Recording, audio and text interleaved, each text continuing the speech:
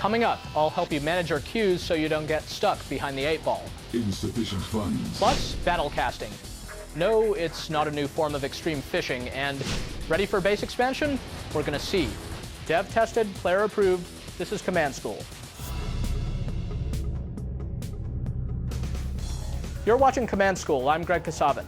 This is your one-stop source for CNC tips, tricks, and secrets. Each month, I'll interrogate fellow developers to bring you killer strategies for amateurs and pros alike. Even if you're a top-ranked player, you'll want to hear these strats and techniques. After all, your opponents are going to be watching. But first, a beginner's tip, battle casting.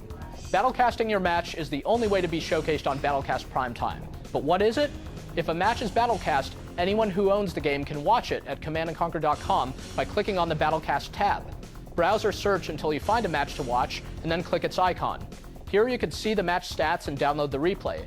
To battlecast your own match, create an online game and click on the Broadcast tab. Give your match a name and description, then make sure Broadcast Game is checked. Tape delay lets you select how long it'll take for your match to appear online.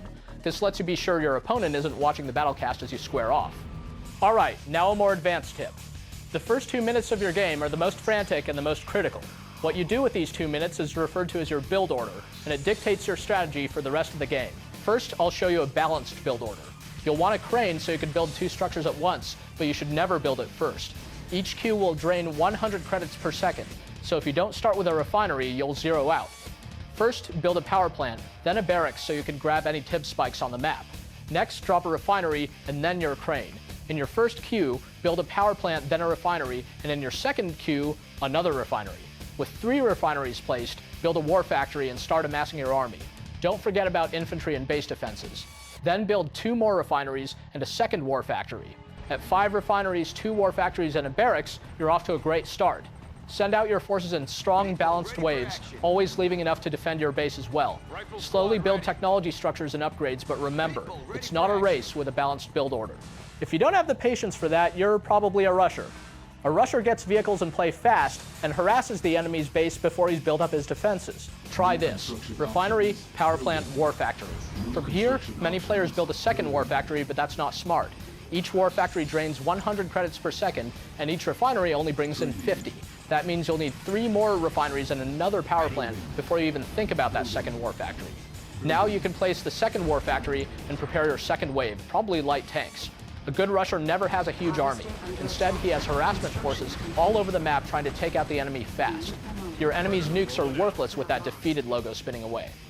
Those are 2 of the most popular build orders. Try them out and see which one works best for you, then adapt it to your own unique playstyle. And of course, keep watching Command School for more smart and sometimes wacky build orders, from the Tech Turtle to the MCV Charge and everything in between. With all the base creeping online these days, it's rare to see a surveyor in action. Players prefer to expand by dropping expensive airfields end-to-end in a strategy known as the creep. The truth is, a surveyor or explorer or emissary is actually a better way to go. Think about it. With your structures close, it only takes 2 or 3 base defenses to protect against engineers and commandos. Not true in a long creep. Plus, in patch 1.08, cranes can no longer build base defenses, making creeps even weaker. A surveyor will actually get you up and running at your expansion faster and cheaper. They're only 750 credits if you sell them off after you unpack. But using a surveyor is tricky. It has very few hit points, and often your opponent will have a few light tanks waiting in ambush at your expansion field. That's 1,500 credits down the drain. Try unpacking it just out of sight of the expansion field, or, if you're feeling particularly ruthless, unpack it at your opponent's base just out of sight. From here, you can place a war factory and all the base defenses you can afford. If you ever find yourself up against a base creep, fear not. It's probably poorly defended. Creeps rely solely on a strong front line, so cut it off by sneaking in an engineer or commando into the unprotected midsection. And if you could get just 5 tanks in the back of a creeper's base, you should be able to take out the crane, slowing his expansion by 50%. After that, hit him with everything you've got. All right, it's homework time. Hop online and battlecast your match, then show off your new build orders, surveyor rushes, and structuring superiority.